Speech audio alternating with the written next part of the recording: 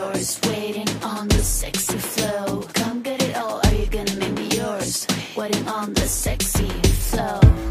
I'm trying not to think about. मेरा नाम सोनिया है। हम 3 बहनें थी और हमारा कोई भाई ना था। अम्मी को फोत हुए कई बरस गुजर चुके थे। मैं बहनों में सबसे बड़ी थी और अब हम तीनों ही बाशऊर हो चुकी थी। वालिद साहब भी रिटायर्ड हो चुके थे। इन्हें बेटियों की ब्याह की बेहद फिक्र थी।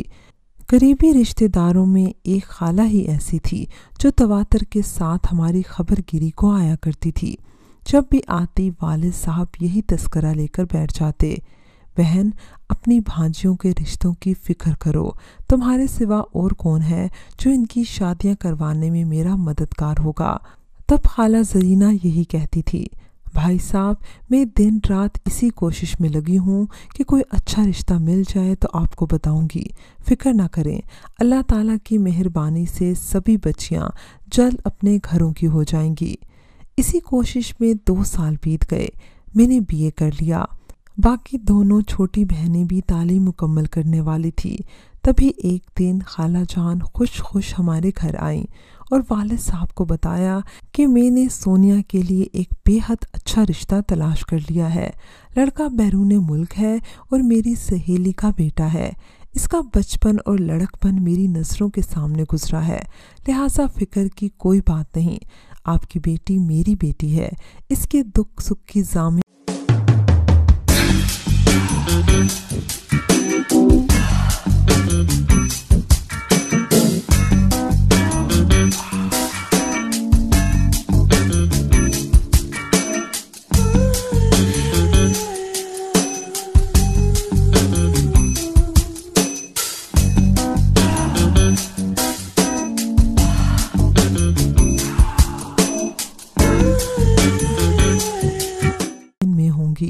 अगर आप ये रिश्ता कबूल कर लें तो। अगले रोज खाला ने खावर के वालिदैन से अब्बू को मिलवाया। इन्होंने यही कहा, जैसे जरीना बहन मुतमईन है वैसे मैं भी हूँ, क्योंकि मुझे कुली तौर पर जरीना पर भरोसा है। यूं झटपट मेरी बात खावर के साथ तय हो गई।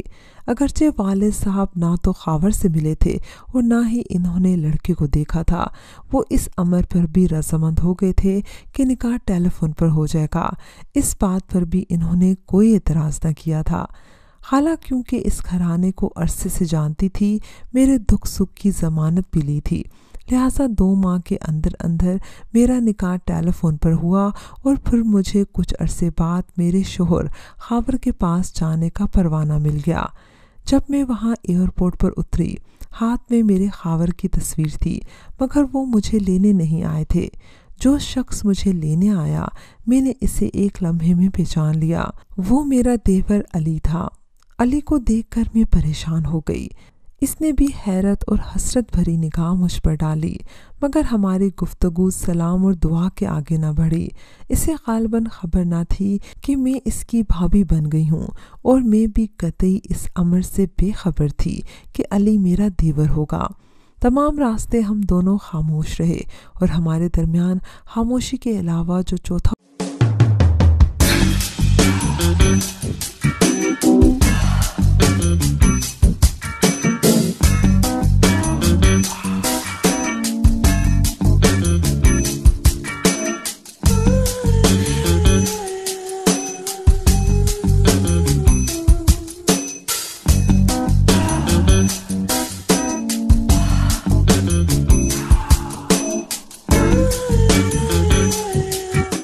जो चौथा वजूद था, वो शख्स खावर की कंपनी का ड्राइवर था।